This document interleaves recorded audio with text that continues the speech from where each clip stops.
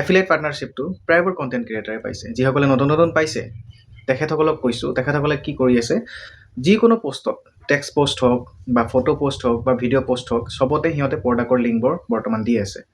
তো আপোনালোকক কৈছোঁ, ফাৰ্ষ্ট অফ অল চাওক, এফিলিয়েট পাৰ্টনাৰশ্বিপৰ গাইডলাইন্সটো ভালদৰে পঢ়ি লওক, তাৰপিছতহে আপোনালোকে প্ৰডাক্ট শ্বেয়াৰ কৰিব।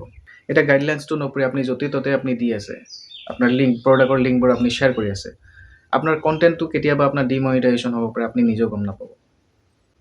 আপুনি কেতিয়াও টেক্সট আপুনি প্ৰডাক্টৰ লিংক শ্বেয়াৰ নকৰিব, ফটোশ্বত কেতিয়াও লিংক শ্বেয়াৰ নকৰিব, অনলি ফৰ ভিডিঅ'তে আপুনি লিংকটো শ্বেয়াৰ কৰিব। ইয়াতে চাওক ধুনীয়াকৈ লিখা আছে গাইডলাইন্সসমূহ, মই আপোনাক পঢ়ি আপোনাক জনাই আছোঁ, যিখিনি পাৰোঁ মই ছুটিকৈ বুজাব চেষ্টা কৰিম। ফাৰ্ষ্ট অফ অল ইয়াতে কি লিখা আছে দেখিছে, start with product you already have and লাভ।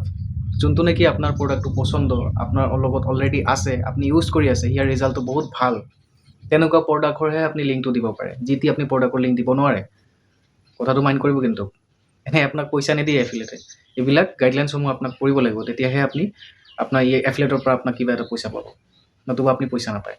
কথাটো বুজি পাই আছে? তো আপুনি যোনটো প্ৰডাক্ট আপুনি ইউজ কৰি আছে, যোনটো প্ৰডাক্ট আপোনাৰ লগত আছে বৰ্তমান, সেইটোৰ বিষয়তে সেইটো প্ৰডাক্টৰহে আপুনি লিংকটো আপুনি শ্বেয়াৰ কৰিব পাৰে। এতিয়া ছেকেণ্ডলি আহিছোঁ, make the content relevant to the product.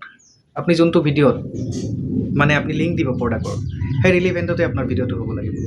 এনেকুৱা নহয় যে আপুনি ব্লগ ভিডিঅ' বনাই আছে, আপুনি ডান্সৰ ভিডিঅ' বনাই আছে, কিন্তু আপুনি কি দিলে, চাবোন চেম্পুৰ প্ৰডাক্টৰ আপোনাৰ লিংকটো দি দিলে, এনেকুৱা নহয়। সেই ৰিলেভেণ্টতহে আপোনাৰ ভিডিঅ'টো হ'ব লাগিব।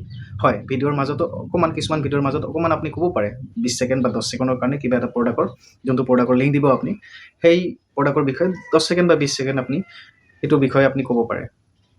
কথাটো বুজি পাই আছে? এতিয়া থাৰ্ডলি আহি আছোঁ আপোনাৰ, মেক দ্য পাথ ফ্ৰম ৱাচিং টু বাইং এফৰ্টলেছ। কাকো আপুনি জোৰ জবৰদস্তি আপুনি কিনাব নোৱাৰে।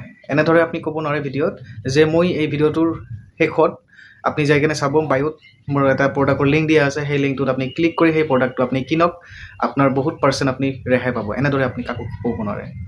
আপুনি জাষ্ট লিংকটো দিছে, দুআষাৰ কিবা এটা কৈছে সেই প্ৰডাক্টৰ বিষয়ে, তাৰপিছত আপুনি পাহৰি যাওক। কাকো আপুনি জোৰ দি আপুনি সেই প্ৰডাক্টটো আপুনি কিনাব নোৱাৰে। এতিয়া অডিয়েন্সৰ ওপৰত ভিত্তি কৰিব। সেই প্ৰডাক্টটো যদি আপোনাৰ লয়, তেতিয়াহ'লে আপোনাৰ এফিলিয়েটৰ পৰা পইচা পাব, আৰু যদি নলয় তেতিয়াহ'লে আপুনি নাপাব। কিন্তু আপুনি কাকো জোৰ জবৰদস্তি আপুনি কিনাব নোৱাৰে সেই প্ৰডাক্টটো ভিডিঅ'ৰ মাধ্যমত। আপুনি লিংকটো দিলে বাছ, সেইখিনিয়ে কাম আপোনাৰ। আৰু মোৰ হিচাপত আপোনাৰ যদি পেজটো যদি সৰু হয় বা আপোনাৰ যদি প্ৰফাইলটো সৰু হয়, তেতিয়াহ'লে আপুনি এফিলিয়েটটো বৰ্তমানলৈকে আপোনাৰ ট্ৰাই নকৰাটোৱে ভাল। কাৰণ এতিয়ালৈকে এফিলিয়েট পাৰ্টনাৰশ্বিপটো টেষ্টিং ফেজতে আছে, এতিয়া সিমান পপুলাৰ হোৱা নাই। তো মোৰ হিচাপত যদি আপোনাৰ প্ৰফাইল বা পেজটো সৰু হৈ আছে, তেতিয়াহ'লে এইটো টেষ্ট নকৰাই ভাল। যিসকলৰ ডাঙৰ ডাঙৰ পেজ, ডাঙৰ ডাঙৰ প্ৰফাইল, তেখেতসকলে ব্যৱহাৰ কৰে, এইটো বেলেগ কথা।